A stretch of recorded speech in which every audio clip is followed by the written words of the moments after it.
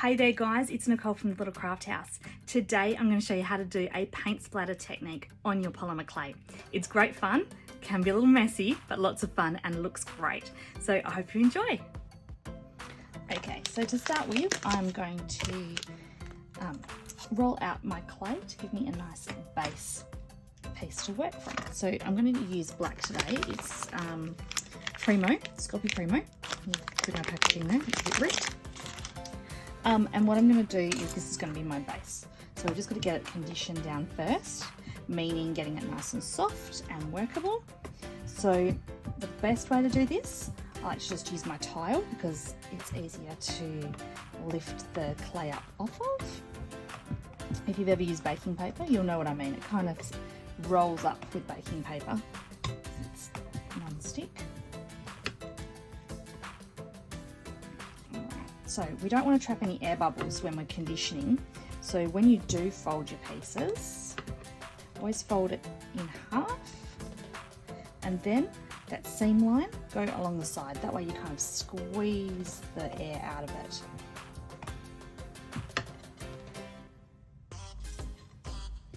And once I get it a little bit softer, I'm going to start whacking it through that pasta machine.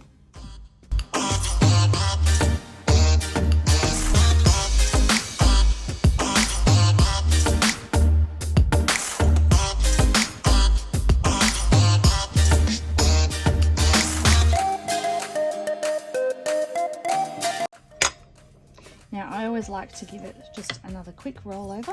This will just smooth out any lines that the machine has created and just makes it a nice smoother texture to work on.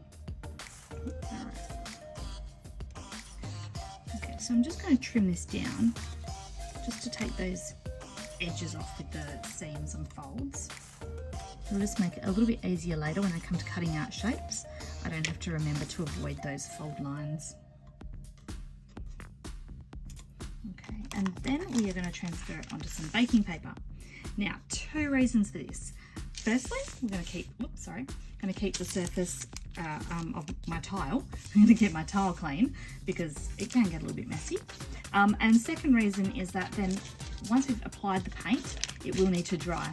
So this way I can pick it up and move it elsewhere without having to stretch it and distort the actual splatter that's been on it.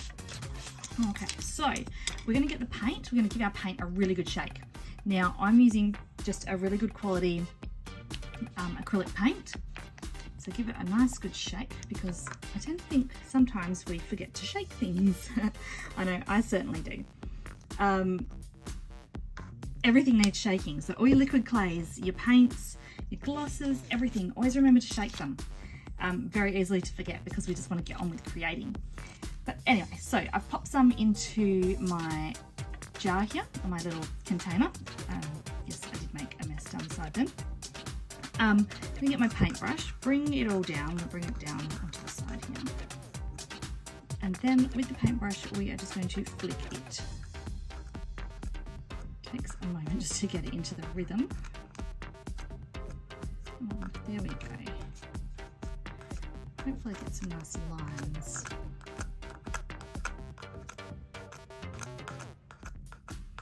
I told you this can be a bit messy.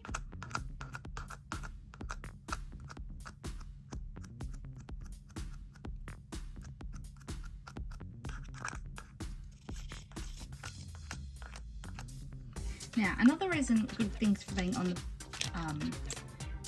baking paper is that if you want to turn it and do then some from a different angle, you can do some from a different angle too without worrying too much about moving that wet paint. There we go.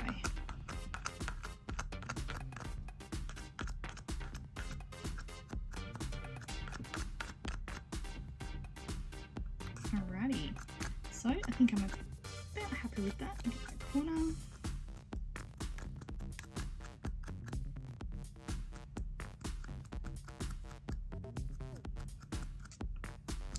Okay, so then what I'm going to do is I'm going to set this to the side. It's going to take a little while to dry, especially because there is some bigger globby bits, but just leave it to dry, and then once it's dry I can cut it up and bake it like normal. Okay, so now it's about 2 hours later and I am going to try and cut the slab up for you to show you. Usually I would leave it probably about a day, but I want to get this tutorial done, so we're just going to cut it up now. And hopefully my paint doesn't smudge everywhere.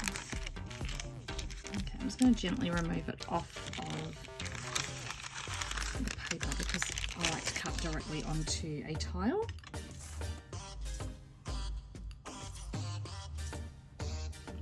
So yeah, the paint is definitely dry to touch.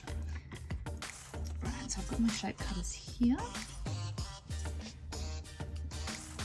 Now earlier when I was talking about paints, I said to make sure that you choose a good quality paint.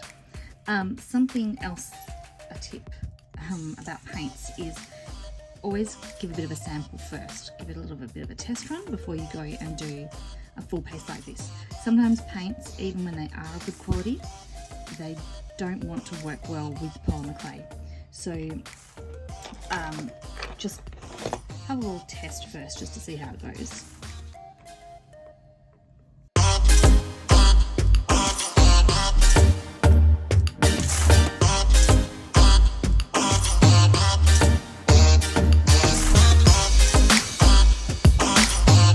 The other day on Instagram I did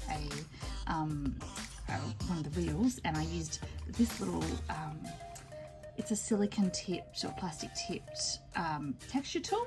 This is what I use to help me poke the pieces out if they get stuck into my cutters.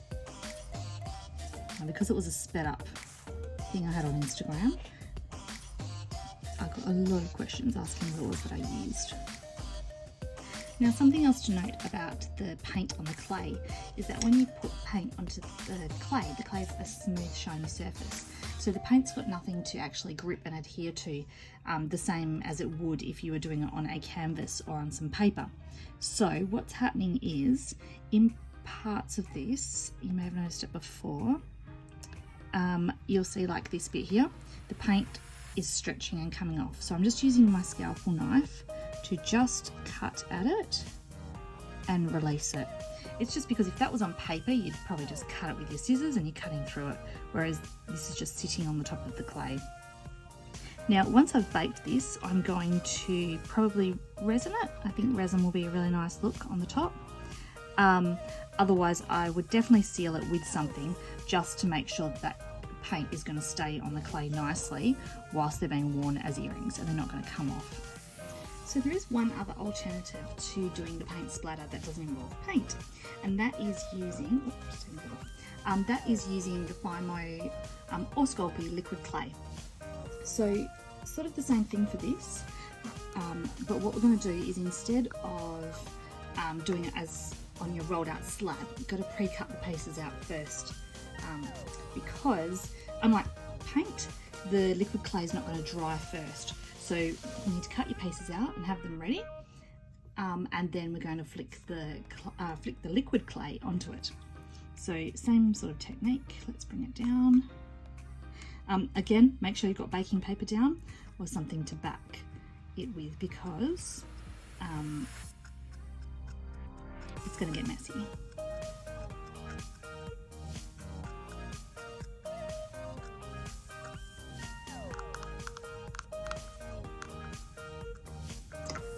There we go.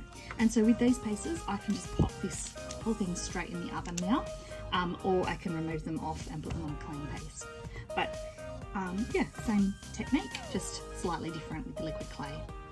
Okay, so I finished up with my original paint splatter pieces. These ones have been baked, and I decided to go against the resin coating that I said I was going to do, and instead I've just used a matte varnish instead. I'm pretty happy with how they turned out. I think they look really good. If you guys want to give it a go, it is definitely a fun technique to try. So if you do try it out, don't forget to tag me on socials, because I would love to see what you create. Thanks for joining me, guys, and I'll see you next time. Bye!